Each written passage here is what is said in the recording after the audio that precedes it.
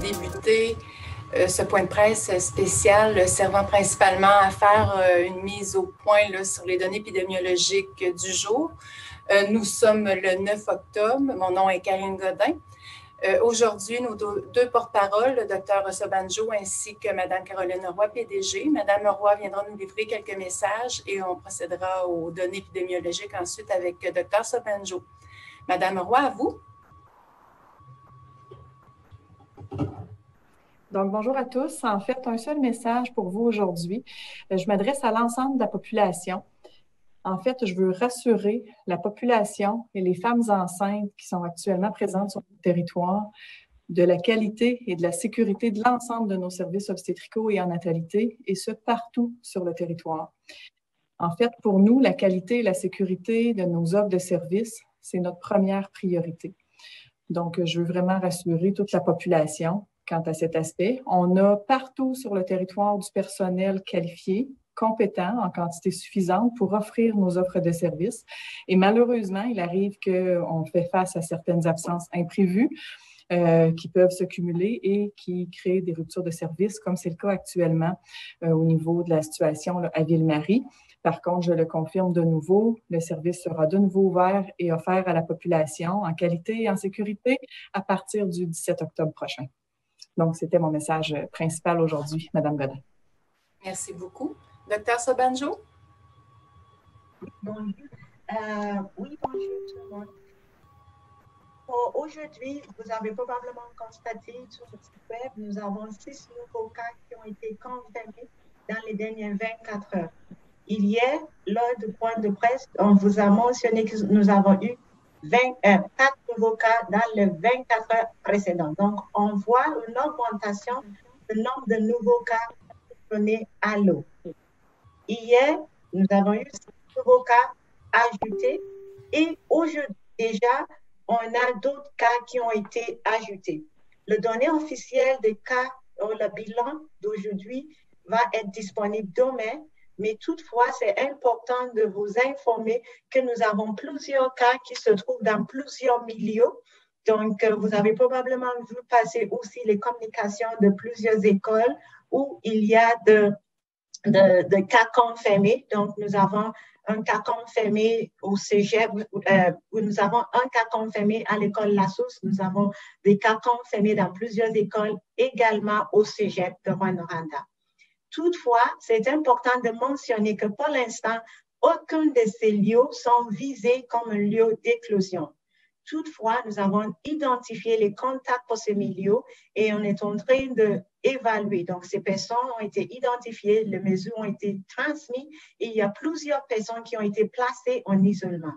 Ceux qui n'ont pas encore été contactés par la santé publique, c'est-à-dire que vous pouvez poursuivre vos activités parce que pour l'instant, vous n'êtes pas visé par les interventions de la santé publique. Toutefois, au cours des prochains jours, si nous avons d'autres informations ou de nouvelles informations qui arrivent, qui font en sorte qu'on doit faire une autre évaluation, il se peut que vous aurez d'autres consignes. Également, plusieurs des cas que nous avons eus hier et également aujourd'hui sont reliés à un événement privé. Donc, un rassemblement qui a eu lieu dans une résidence privée.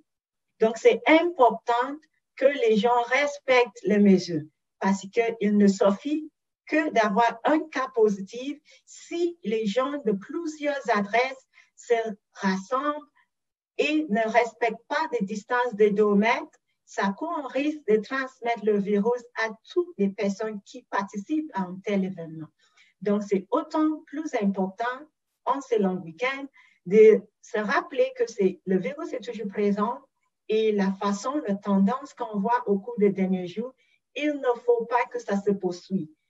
Il faut qu'on agisse tous pour casser la vague avant qu'on arrive on soit débordé par le nombre de cas que nous avons tous les jours. Donc, c'est un rappel que je veux vous faire et j'espère qu'on va tous pouvoir profiter de long week-end sans propager le virus. Merci. Merci. On va débuter avec une question par clavardage. Êtes-vous inquiet que le virus se retrouve dans nos écoles? Encore une fois, l'idée, ce n'est pas nécessairement de prévenir le virus de rentrer à l'école, mais c'est de prévenir des transmissions au sein de l'école. Par exemple, les cas que nous avons actuellement, c'est un cas dans une école. Si on est capable de s'assurer qu'il n'y a personne d'autre de l'école qui va avoir cette infection à partir de cette personne-là, on a réussi. Donc, le principal objectif de notre travail en lien avec les écoles, c'est de limiter la transmission de virus au sein de ce milieu-là. Déjà, les milieux aux autres, ils font beaucoup en mettant plusieurs mesures en place et en s'assurant que ces mesures sont respectées. Donc, la deuxième option, c'est que les gens aussi fassent attention. Mais on ne peut pas nécessairement tout éviter l'entrée du virus, mais on peut freiner sa transmission. Une autre question. Des parents disent avoir reçu une lettre concernant des cas à l'école Le Transit de Val-d'Or. Comme je vous ai mentionné, nous avons des cas dans plusieurs écoles, mais c'est toujours le milieu scolaire qui annonce le cas. Donc, nous, on ne rentre pas dans le détail de quelle école, mais on a plusieurs écoles dans lesquelles on a un cas confirmé. Le cas confirmé au cégep est-il au campus de Rouyn-Noranda ou Val-d'Or? Donc, le cas confirmé est associé au campus de Rouyn-Noranda. Hier, vous disiez que la région était jaune foncé. Avec l'augmentation constante de ces cas en région, y a-t-il lieu de craindre un changement de statut pour la région au cours des prochains jours? Il se peut. Donc, c'est pour cela qu'il sera important pour nous, ces prochains jours vont être critiques. Donc, on va voir qu'est-ce que les enquêtes, l'augmentation des dépistages qu'on est en train de faire auprès des personnes identifiées, on va voir ce que ça donne. Mais il se peut, si les gens continuent à avoir plusieurs contacts sans respecter les mesures qui sont recommandées, c'est-à-dire si on continue à avoir des contacts rapprochés et prolongés, sans notre couvre-visage, sans masque, sans rien, ça va augmenter la chance qu'on aura plusieurs autres cas et on va perdre le contrôle. Donc, ça va changer le palier. Donc, c'est très important de continuer à respecter et on va surveiller qu'est-ce qui va arriver. J'aurais une question par rapport à l'éclosion du rassemblement privé. Est-ce qu'on peut d'abord parler d'une éclosion? Puis combien de cas sont associés? Est-ce que c'est l'endroit qu'on considère qui est le plus grand facteur d'éclosion en ce moment dans la région? Oui, donc il y a une éclosion en lien avec un rassemblement privé, effectivement. On peut le nommer une éclosion. Malheureusement, je ne peux pas vous dire exactement combien de cas.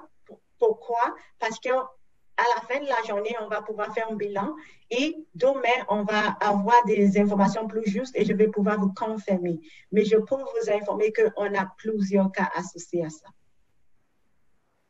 J'ai une question. Les foreurs de Val-d'Or sont actuellement à Drummondville où la zone est rouge. Est-il normal que cette équipe séjourne dans une zone rouge alors que la santé publique recommande d'éviter les déplacements entre les zones? Je ne suis pas au courant de la situation, donc je me trouve mal à pouvoir commenter ce auquel je ne suis pas au courant. Mais je sais que les consignes santé publique ont bien été transmises aux organisateurs de ce type d'activités-là. Au Saguenay, on commence à établir des contrôles routiers. Est-ce que c'est dans les plans pour ici bientôt? C'est sûr que ça peut être quelque chose d'envisageable si on pense que c'est ça comment je dis ça? Pour l'instant, ce qui nous préoccupe le plus, et je vais le nommer comme ça, c'est le respect des consignes à l'intérieur de la région. Madame Leno a posé la question tantôt, est-ce qu'on pourrait dire que cet rassemblement est le plus grand source de nombre de cas actuellement? Et je pourrais vous dire que oui. Donc, c'est parce que les gens au sein de la région ne respectent pas ou il y a quelques zones qui n'ont pas respecté les mesures. C'est pour cela qu'on a une telle augmentation de nombre de cas. Donc, si on continue, si on peut au moins freiner ça, parce que même si on a un contrôle routier, il évite, il retourne des personnes qui vont rentrer en région. Actuellement, il y a une transmission au sein de notre communauté. Donc, même si on n'a personne là, qui arrive de l'extérieur. Il faut contrôler qu'est-ce qui est en cours actuellement à l'intérieur des régions.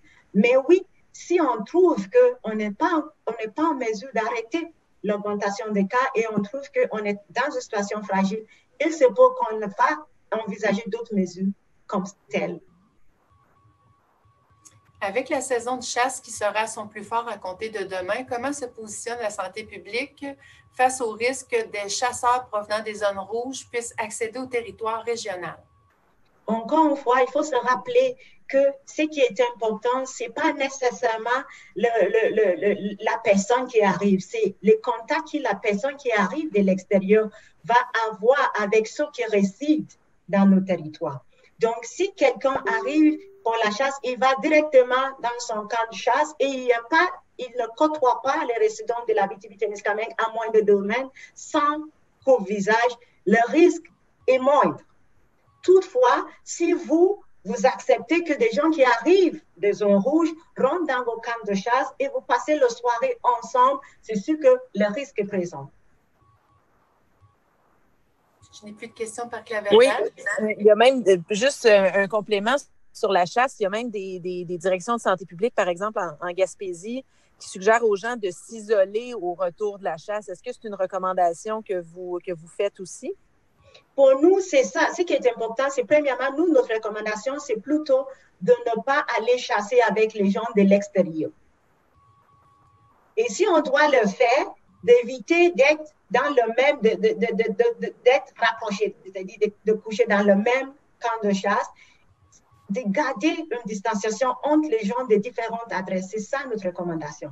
Si jamais les gens n'arrivent pas à le faire, c'est sûr qu'un isolement est une bonne chose. Mais nous, on préfère quand même ne pas être exposés. Donc, c'est mieux de ne pas le faire ensemble.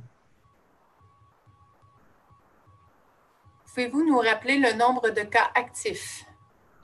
Donc, encore une fois, je vous informe qu'on vous donne le bilan d'hier. Donc, le nombre de cas actifs à la fin de la journée hier, c'est 25 cas. Et toujours 5 hospitalisations? Oui. Est-ce que vous m'entendez? Oui. Oui, OK. Je veux revenir sur les foreurs de Val-d'Or parce que ce sont des citoyens qui nous ont interpellés. Je sais que vous n'êtes pas au courant, Dr Sobanjo, de peut-être spécifiquement de ces cas-là, mais c'est une équipe complète qui est à Drummondville ce soir et demain pour jouer, alors qu'on reçoit un communiqué de la santé publique cet après-midi sur le fait d'éviter d'avoir des contacts avec les gens des zones rouges et vice-versa. Bon, ça relève d'une décision qu'on prend de la Ligue de hockey junior majeure du Québec, mais vous venez de dire qu'on ne devrait pas aller dans un camp de chasse avec des gens de l'extérieur de la région. C'est un peu la même chose qui se passe du côté de Drummondville. Ces gens-là, ils dorment en quelque part. Ce sont une équipe là, avec de nombreux joueurs. Là. Je ne sais pas si vous avez une opinion face à ça. Mais merci de porter ça à mon attention. Encore, comme je vous ai mentionné, je n'étais pas au courant, mais nous, on va faire des vérifications. On va voir qu'en est-il et on va donner des recommandations de mitiger le risque pour nos citoyens. Donc, on va faire le suivi. Je ne sais pas si vous avez les données, puis peut-être que ça pourrait aller à la semaine prochaine, mais il serait peut-être intéressant d'avoir, un peu comme on avait eu au printemps, le profil des personnes qui ont eu des tests positifs dans les dernières semaines. Quel âge ont-ils et qui, là, principalement, sont les vecteurs de contamination en ce moment? Oui, pour l'instant, ça roule trop vite. On n'a pas eu le temps de faire ça. Mais effectivement, on va pouvoir vous le fournir. On va prévoir de le fournir la semaine prochaine. Mais je pourrais vous dire d'emblée, comme vous avez bien constaté, on a dans les écoles, on a au cégep, on a au milieu de travail. Donc, c'est assez varié, le groupe d'âge. Mais on va vous donner des portraits comme on a fait tout dans l'année, la semaine prochaine. Parfait. Est-ce qu'il y a d'autres questions? À l'aube du long congé, est-ce que des mises à jour régionales seront faites cette fin de semaine? C'est moi qui vais répondre. Non, à moins qu'il y aurait quelque chose de particulier, qu'on aurait un grand nombre de cas, évidemment. Sinon, ils ne seront pas faits, non. Est-ce qu'il y a d'autres questions? Donc, on doit se fier aux données qui vont être fournies sur le site du gouvernement du Québec? Oui. Parfait. Ça semble avoir fait le tour. Alors, je vous remercie à tous de votre présence à ce point de presse de dernière minute. Merci encore une fois à nos porte-paroles de prendre la peine de venir rassurer notre population et on se revoit la semaine prochaine.